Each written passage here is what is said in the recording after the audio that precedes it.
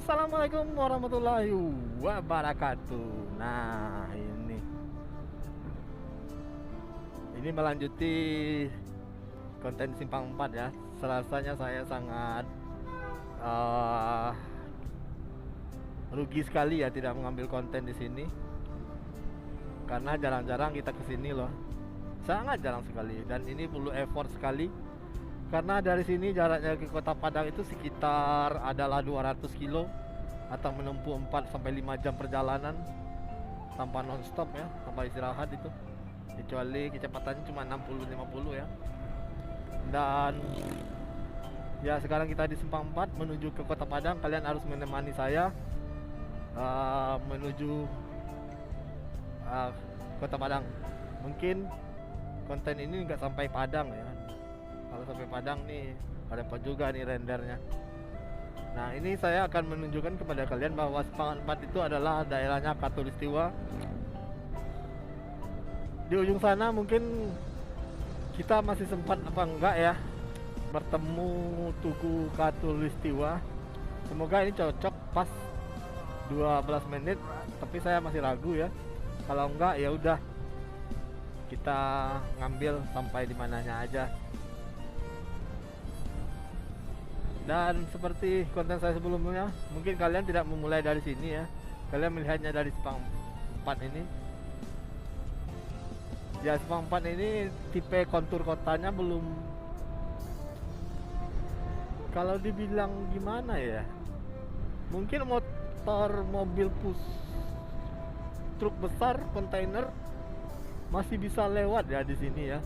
Menurut saya yang membuat kota ini nantinya akan semraut, macet.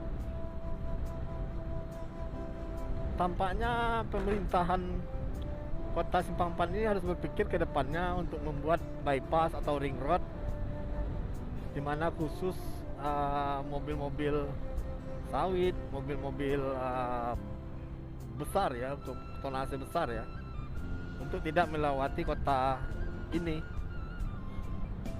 Jadi kawasan kota Simpang 4 ini lebih tertata ya. Jadi yang masuk ini cuman warga-warga di dalamnya aja gitu, tanpa mencampur dengan warga-warga yang cuman transit atau cuman mengantarkan loading barang di sini. Nah,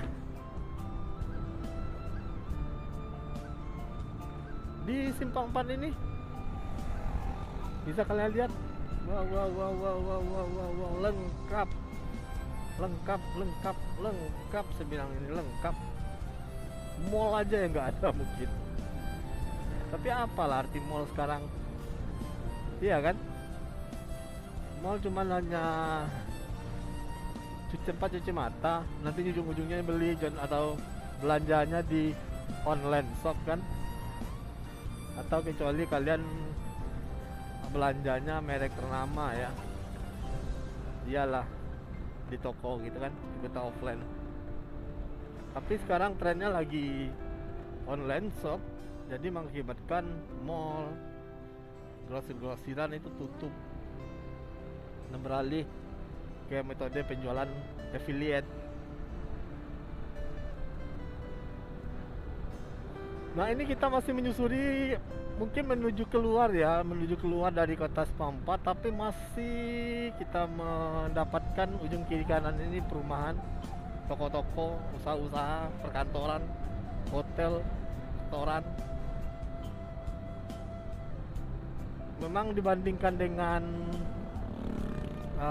Pasaman aja ya, Pasaman Barat, Pasaman Timur ya, saya menilai di sini lebih bagus perkembangannya, iya. Tapi entahlah ya, saya belum bisa membandingkan antara di sini dengan Pasaman. Karena Pasaman itu ada daerah namanya Panti atau di Rao atau di atasnya lagi, dan dikenal dengan kota perdagangannya. Jadi saya tidak bisa kompatibel ya untuk menilainya, karena saya belum pernah ke atas itu, ke Rao. Nah ya. Dan bisa kalian lihat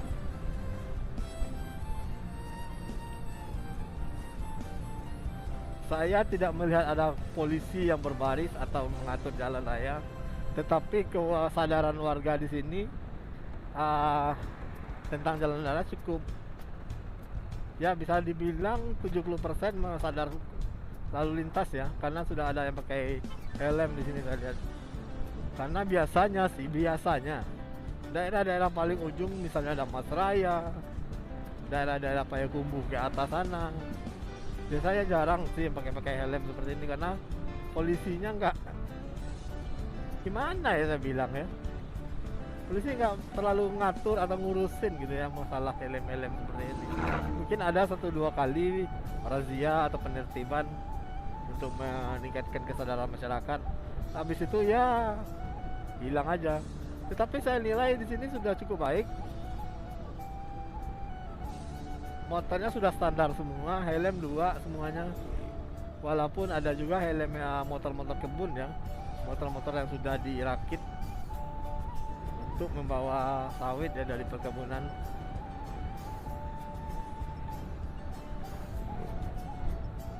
Dan bisa kalian lihat, nah cukup ramai ini, sudah jam 5 ya, setengah 5-an. Kita masih di sini. Kalau hitung-hitungannya di Padang nanti jam 9 atau jam 10 kita sampai nih.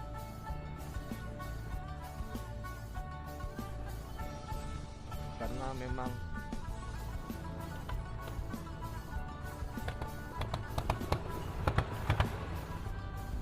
itu namanya mobil penggiling beras menjadi tepung. Ini ada kebu HKBP Jambak. HKBP Jambak, wow. Himpunan Kristen Batak Protestan ya. Gereja. Ya memang di sini seperti konten yang saya bilang, ini adalah daerahnya bisa mengarah ke Tapanuli Selatan sana ya, Tapus sana ya. Jadi pengaruh Kristen masih banyak di sini. Jawa transmigrasi banyak di sini. Warga asli banyak juga di sini, Pariaman atau pendatang juga banyak di sini ya. Tapi memang warga pada sekitar Medan ya, Sumatera Utara lebih mendominasi di sini karena bahasanya di sini banyak sih, ada bahasa Mandailing.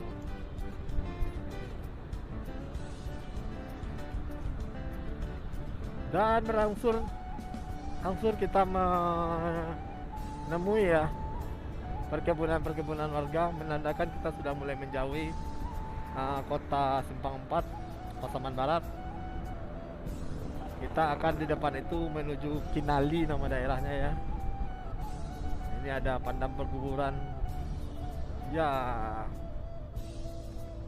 biasanya sih di sini. Sepertinya ini ada razia, oh enggak. Sepertinya ini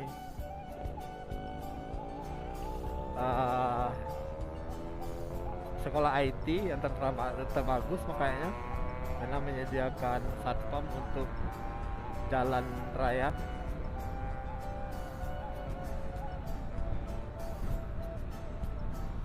Bisa kalian lihat ini rumah,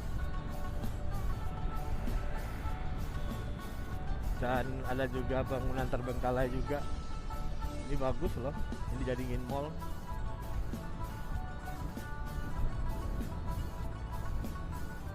Saya lihat ini rata-rata ini sudah satu rumah tuh ada mobil lah ya. Kenapa tidak, orang sudah kaya-kaya semua.